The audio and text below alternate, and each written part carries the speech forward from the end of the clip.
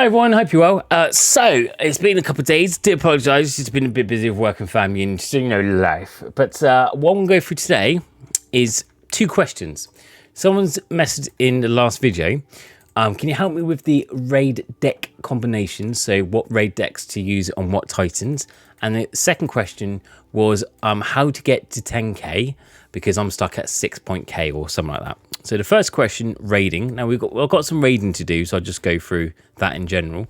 Now I did mention raid tactics. There is a raid tactic video on my channel, so just search raids and I'll go through explain about titans, titan parts. I'm just going to explain about decks. Now there's 2 types of titans between tiers, I think 1, 2 and 3. And when it gets to tier 3 and 4, that's when you get abyssal armor, which is like cursed armor. I'm just going to go through the beginning bit, so body type and armor type. So I'm going to go through what decks to use on those 2 types, because that's, as a new player, that's the only 2 types you should be at the moment, really. I will go through advanced kind of raiding later on, but you shouldn't be at that stage anyway. So you should have, the same kind of level of deck cards I have, probably higher, because you've probably been playing more than me. But these kind of, I'm between like levels 5 and 15, depending on which cards, 5 and 10 average. So I'll go for each one. So you've got cycle deck. So this is a body type. You can tell by the bar. So the body type's blue. So that's how you can tell, blue, blue, blue. And the armor will be grey, and the game will have a grey bar. So this is all body only.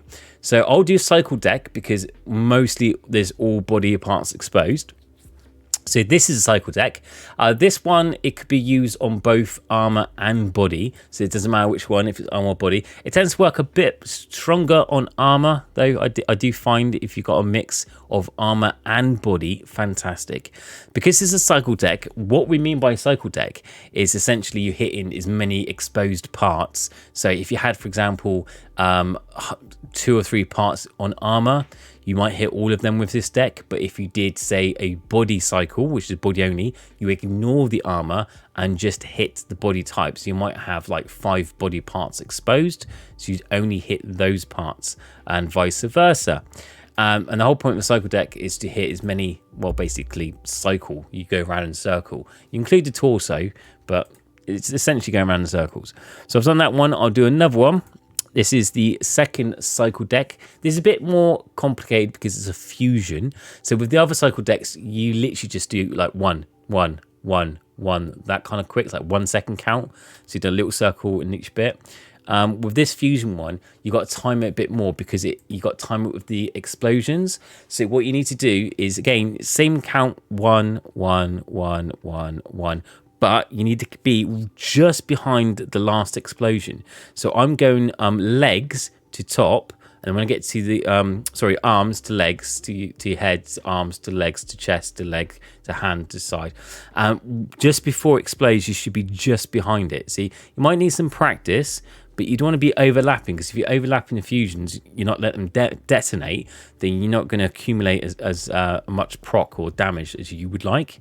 So you need to get a bit of practice in that one, but it's quite a good card. So even at low levels, that's level 3, I still did quite a lot of damage. The last one was like 1.1 million, and this is 1.3. So it still does quite a bit of damage. So that's the second cycle deck. That can be used on both, again, body or armor. The only difference between a body and armor is this is a body card, so you swap this for the armor card.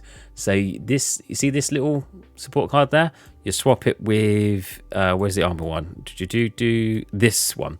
So this is the armor one. You can tell when you click on it, it says increase damage dealt to armor parts, and then that one will say increase damage dealt to unarmored body types. So if it's armored, use that one. If it's not armored, use that one. That's the only thing you swap. That one doesn't matter. Use it on both. So the third cycle deck is Void. You don't swap any of out. You just use this as it is, and this is body type only. So that's the third one I'm going to use with the third cycle deck. So I'm going to use all these.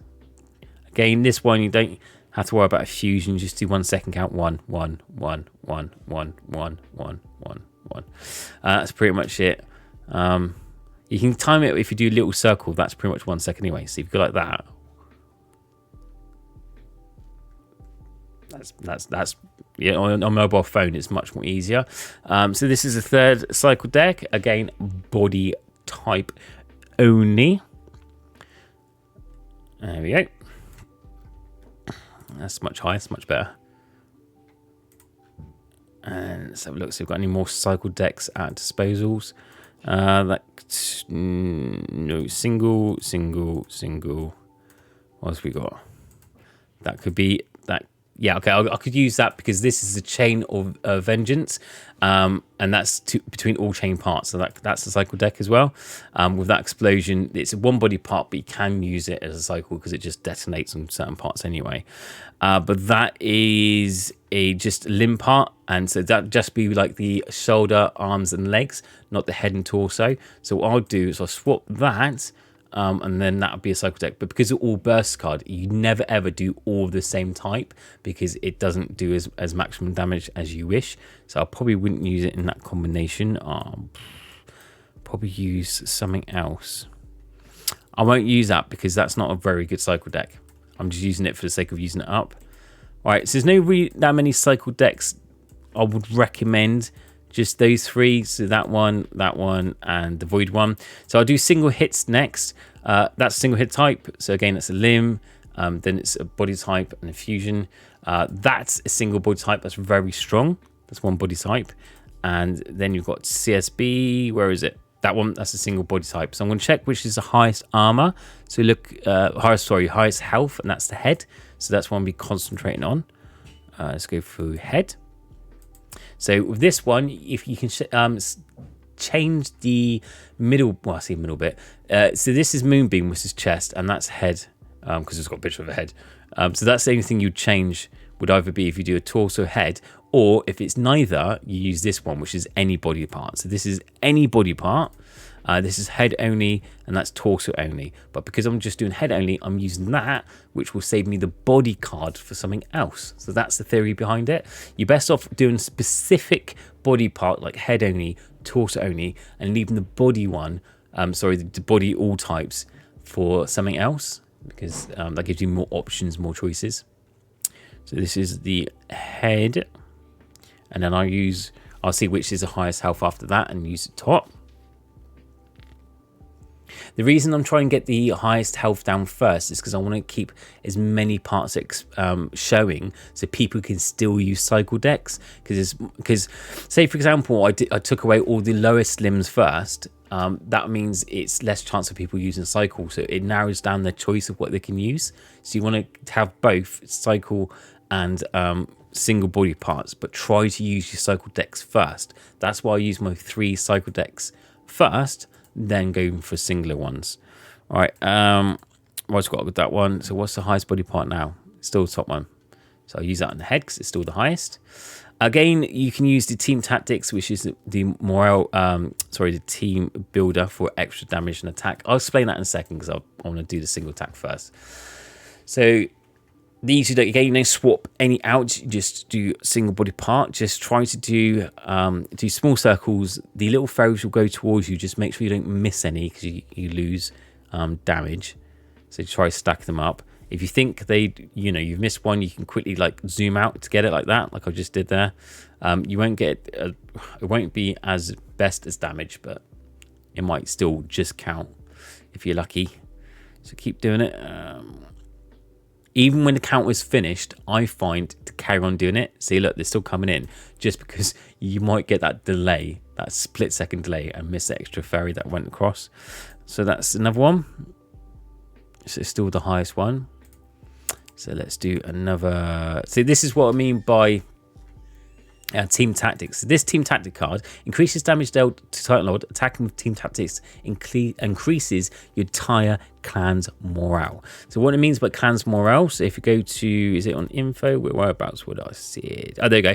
So each time you use it, the bonus damage that you can see here, plus 13% to 13.29. So the more you use it at the beginning of the raid, the better, because it means if every single person uses it at the beginning, it gives you bonus damage for the rest of the raid. Try to get up to 30% if you can. That should be the minimum amount as a clan you should be aiming for. So try to get in the first 3 rounds, try to get as many team tactics as you can to build up that team morale, and that deals damage for the rest of the raid, which is very beneficial.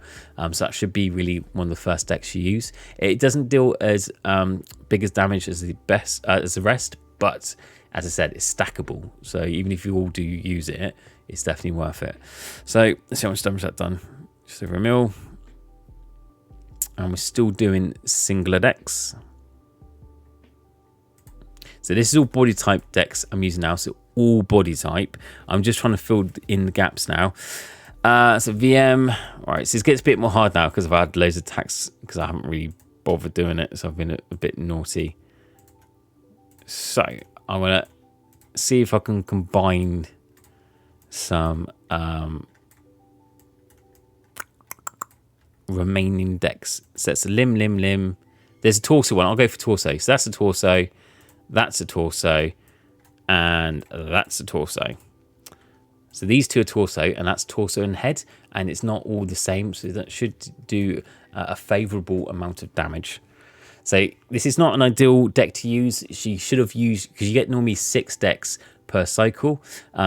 It's best to use the decks I mentioned before, the 3 cycles and then 3 single attacks. When you start missing the 12-hour cycle and you start stacking and you're using your odd ones, your rubbish ones, that's bad. That's bad tactics. So what I had here, I had loads of attacks available because unfortunately I haven't logged on recently enough. But I would still try to get within that 12-hour time period to get all your top 6 strongest attacks dealt. Because you want to be in a position like I am, where I've got, how many attacks I've got left? Like 5, I think. Yeah, 5 are left. And they're all bad cards. I've missed it just by 47 minutes. Just by 47 minutes. If logged in 47 minutes earlier, I would have got it within the first 6 cycles, which is 6 attacks, sorry, which is bit naughty.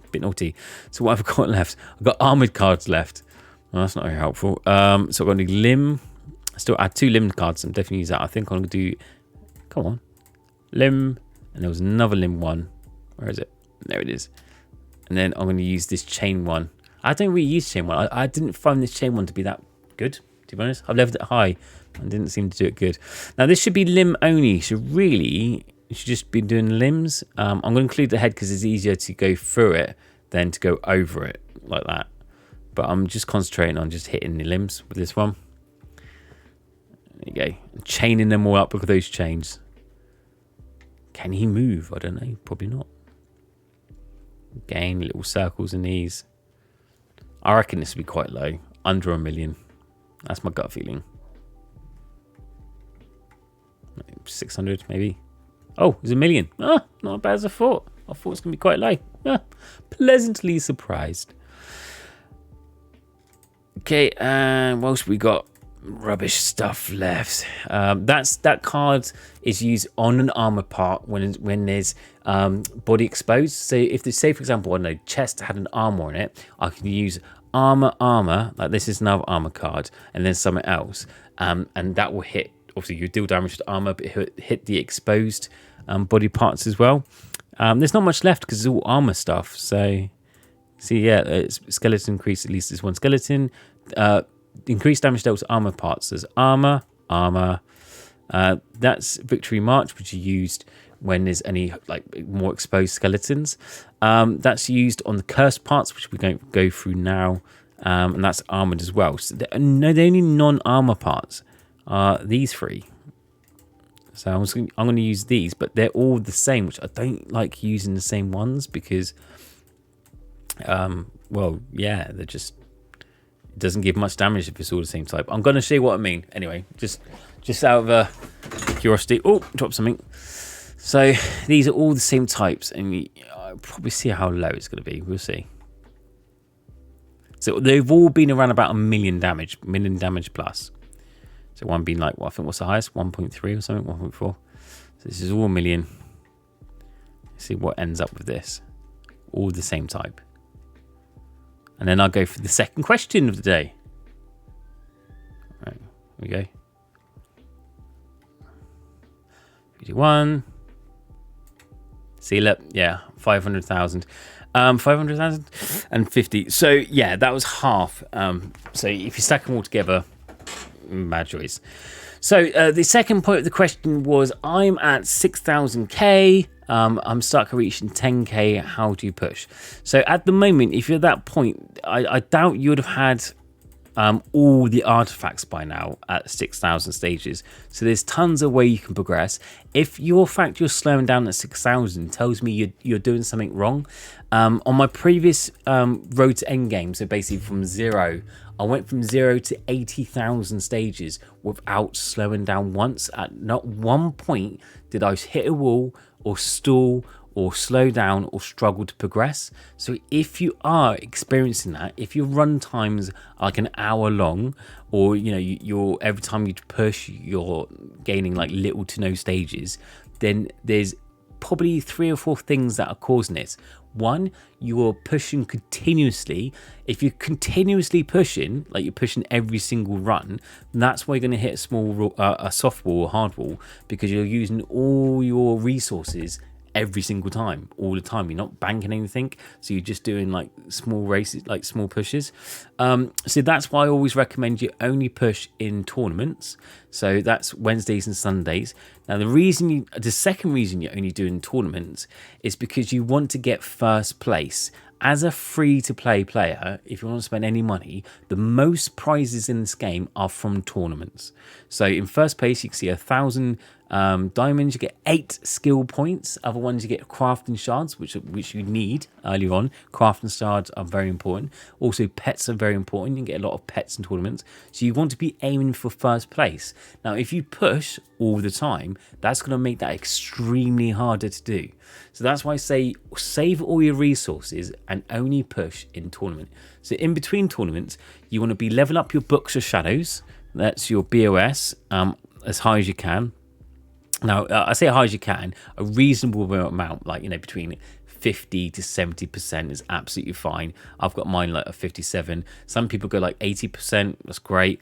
But as long as it's not low, you can level up your other artifacts. But the most important thing is don't buy new artifacts. Do not discover. Only get new artifacts inside tournaments only. So you see all these artifacts here. I'm only going to get them inside the tournament. Another reason as well is you can see here, this is an A tier artifact, that's an A tier artifact, and these are C tier artifacts. So obviously the higher the grading, the better the artifact. This is an A1 as well. So say for example, I was inside tournament and I bought 3 artifacts that are all A tiers and I'd level them all up. And there's someone else outside of tournament that kept getting artifacts and leveling them, but they're all low grade, like all these ones. Who do you think will do better? Obviously the one that didn't buy the artifacts and went for the higher grade ones and then invested them all will have a stronger push. So that's the reason why you should buy artifacts inside tournament and outside. And also it's putting your spec higher because you're getting all these artifacts. It knows what level you're at, but because you haven't brought new artifacts yet, it doesn't quite know. So it tries matching you, but you haven't got these ones yet. So at the moment it thinks, you're around about the same level of this like someone else. So that's why you think, I could get a lucky pull. I mean, you could get unlucky and do that, but still you could get lucky and use that to your advantage. Same with pets. Only buy pets, don't buy equipment or chests or anything else in the shop. Inside tournament, you want to be getting pets only, mainly all damage, all gold, fluffers and kit first. If none of them are in shop, then get anything else. Reason being is because they accumulate damage, so they have something called passive. So you can see here, I've got bubble selective, which is all gold, but let's do that one, all damage.